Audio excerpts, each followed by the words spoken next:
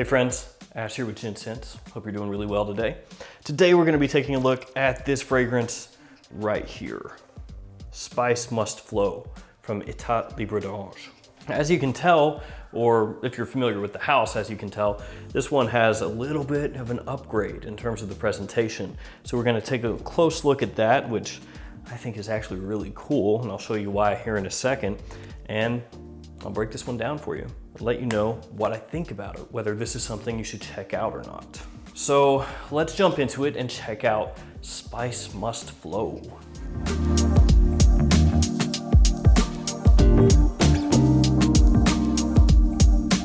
So before we go any further, I need to let you guys know this was sent to me for review by Twisted Lily, and I've got a link in the description to this fragrance on Twisted Lily's website. They're a great source for niche fragrances, and you can use my code GENTS10 for 10% off of any order that you place there.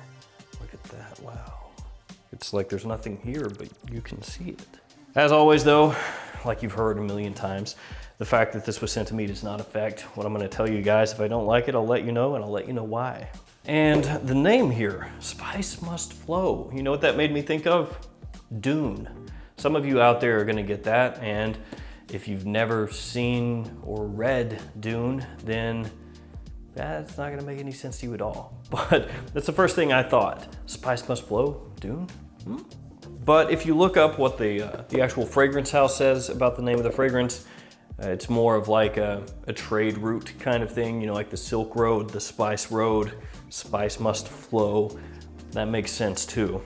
But you know, I'm gonna stick with the whole Dune thing and just say that they didn't say that this is inspired by Dune because they didn't want to get sued. I'm totally going with the Dune thing. If you're going with the Dune thing, let me know. Is this inspired by Dune? Yes or no? Anyway, enough of that. Let's check out this presentation really quickly. As I said, this is a little bit of an upgrade over their typical presentation. You got the name of the house, the name of the fragrance right here, and you also have the name of the house on top of the box with the logo, and you also have the name of the house right here on the side. Just in case you forgot who made this fragrance, you have it 1, 2, 3 times right here.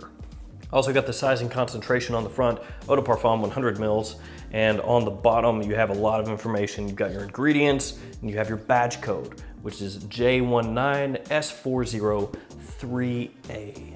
And then there's this little pull tab, this little French flag looking pull tab with the red, white, and blue.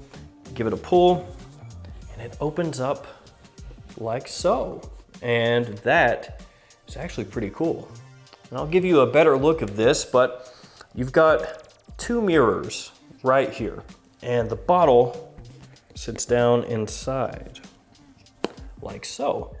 So when you open this up and look at it, you've got the bottle from multiple angles right there. It looks really cool. And then it just closes up like that. So let's close this up, take a look at the bottle here. One thing that I really like about this is this sort of ambery, red-orange, burnt orange kind of coloration to the glass. I think it looks really cool. It gets across that whole feeling of spiciness when you take a look at it. Then you have that sticker, like usual, right on the corner there, so you've got it on 2 sides.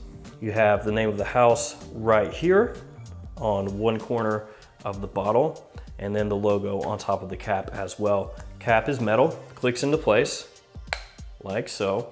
And on the bottom, you're gonna have your sticker, and the badge code is actually etched into the glass. Go ahead and waste a spray for you guys here. There we go, a couple sprays. It's actually a really good atomizer on this one. This one opens up with pops of spiciness. You have cardamom in there, you have pepper, you have a really nice, rich rose note underneath the spice though. And rose is going to be one of the main players in this fragrance. There's a Turkish rose note actually, and it's really very nice, very appealing. Interestingly enough, you do start to get this gingerbread note that pops in and out after a few minutes. So you'll pick it up, and you'll be like, oh, okay, yeah, that's the gingerbread, and then you won't pick it up for a little bit, and you'll catch another whiff again, and it kind of does that for a while through the mid. One thing though, if they didn't tell me that it was gingerbread, I don't think that I would be able to pick it up as gingerbread, if that makes any sense. I would probably just get it as a warm spice, like a warm spiciness. But since they tell me that it's gingerbread, that kind of marketing leads me to go like, okay, yeah, that's gingerbread. But if they didn't tell me that, I would just think warm spices. One thing about the rose though, especially as you head through the mid, it's a little bit powdery. And so for some people, they're gonna smell it and go, little too feminine for my taste, because it is a floral and it does have powdery facets. For me personally, I think it's unisex, kind of right in the middle. I don't think it leans too far feminine or masculine. But for some people, with the way that florals are interpreted, specifically rose, they're gonna find it a little bit feminine as compared to me, who finds it more unisex. And as it does head through that mid, the rose also gets sort of like a soapy facet to it. And it does sometimes remind me a little bit of potpourri. Like it will faintly remind me of potpourri. It still smells good, but it does give me a little bit of that vibe. And that's gonna be probably because my mom, when I was younger, just had potpourri everywhere for some reason. And so when I smell something that reminds me of that at all, automatically my brain will go to it.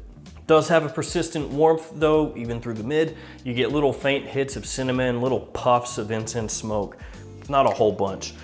One thing with this fragrance is I would have thought it would have more cinnamon. Now cinnamon's here, you can pick it up, but I thought there would be more in here than there actually is. It's like there's, sprinklings of cinnamon, but I was expecting a big punch, a big pop of cinnamon. You don't really get that. As this heads into the dry down, the rose fades away. Spiciness is still there, the warmth is still there.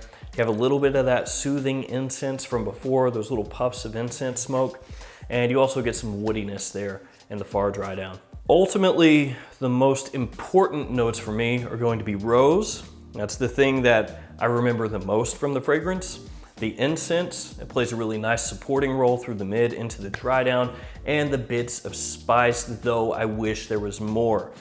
The spice is almost like a constant warm supporting note. Like it's always there. It's always pleasant.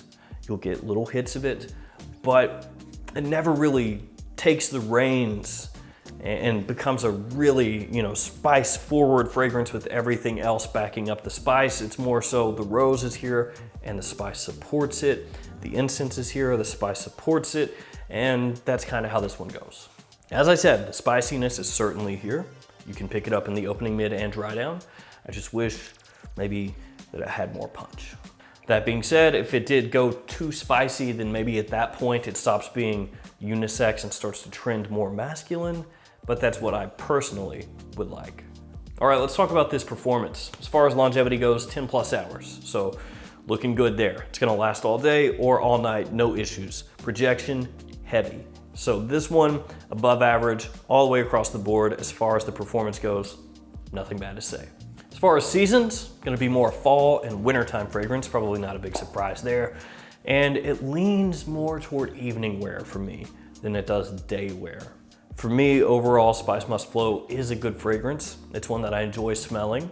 I wish that some things were different about it, but as it is, it's still really solid. And the presentation is really nice as well. Looks great in the collection, so that's a positive too. As far as fragrances from this house, because they do have some fragrances that are very avant-garde, difficult to wear, this one is on the more wearable side of things. It's not one that's doing anything outrageous, even though it has that gingerbread note. It's not really the type of fragrance that's trying to do something super different. It's not trying to set the world on fire. It's not trying to hit you with something ultra challenging. This one is made to be wearable. As I mentioned, link in the description to this one and to Twisted Lily. Use my code GENTS10, save yourself 10% anytime you order anything from their website. All right, guys, that's gonna do it for me. Let me know in the comments below your favorite fragrance from this house, because I have been checking them out a lot lately. Been getting in samples, getting in bottles, trying to really see everything that they have to offer. And I'm gonna try to do reviews here and there of the house and other niche houses as time goes. All right, guys, Thanks for hanging out with me today. Thanks for all your support. Stay safe out there. See you tomorrow with another fragrance video. See you guys later.